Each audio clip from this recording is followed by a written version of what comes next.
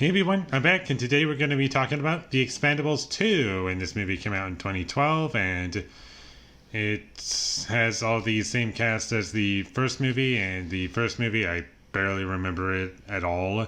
The only thing I remember about it is that Mississippi Queen was in it. That's all I remember about the movie. And this second one, it was a bit better for me. It wasn't painfully boring like the first movie. And I was entertained throughout the whole thing because I felt like more things were happening. The movie kind of like flew by.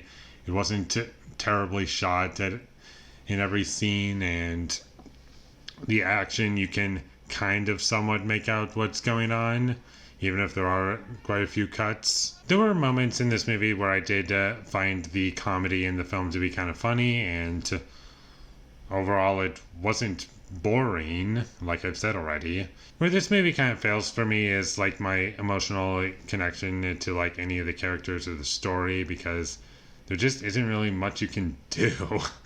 And also, everything that this movie has done has been done in movies that I like a lot better than this movie anyway, so there's that going against it. And the music, I don't even remember if there was music or if there wasn't even any music or what happened there. I completely forgot. And I liked Jason Statham in the movie. He was probably my favorite part of the movie, because whenever he was on screen, like, it felt like he knew what movie he was in, and it was kind of fun to watch. And Sylvester Stallone, I enjoyed him in this movie, and there's lots of celebrities that are really famous in this movie that I enjoyed watching. And overall, it was just like a big celebrity movie, just like the first movie. And that's pretty much it.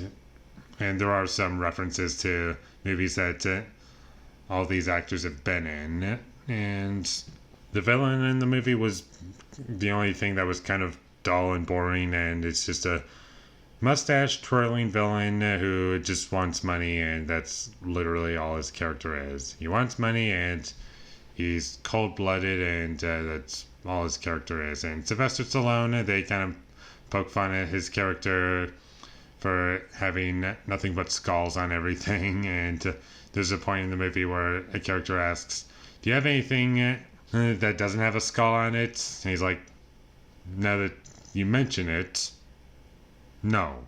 Overall, it was a less boring movie than the first movie, but I'm not like gonna rewatch this movie ever, because although it is an improvement, it's still nothing special, and it's very forgettable, and there isn't really anything that it does that makes it stand out.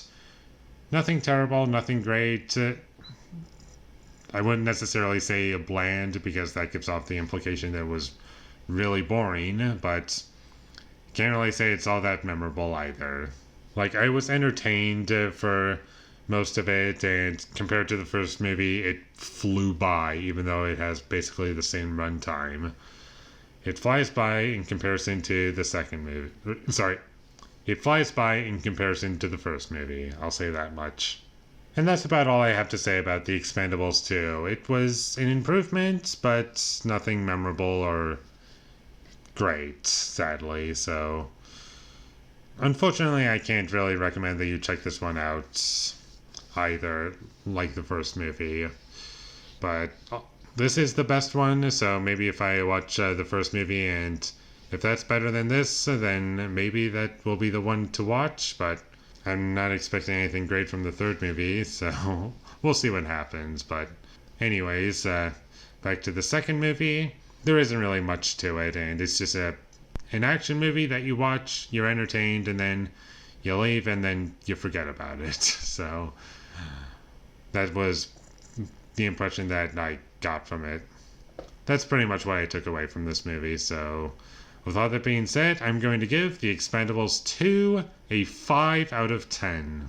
Thank you for watching my videos. As always, if you enjoyed this review, be sure to leave a like and comment down below what you thought of The Expendables 2, and my social media links, they will all be in the description, so follow me there. And last but not least, subscribe to be a part of Foley Nation, and I'll see you when I get my next review up, and that is going to be for another sequel that I haven't covered on my channel yet, and it's a sequel to a movie that I haven't seen in a long time. But it'll be interesting to see how it holds up because I have seen it once before. Jaws 2. So look forward to that. But until I get that up, thank you for watching and have a great day.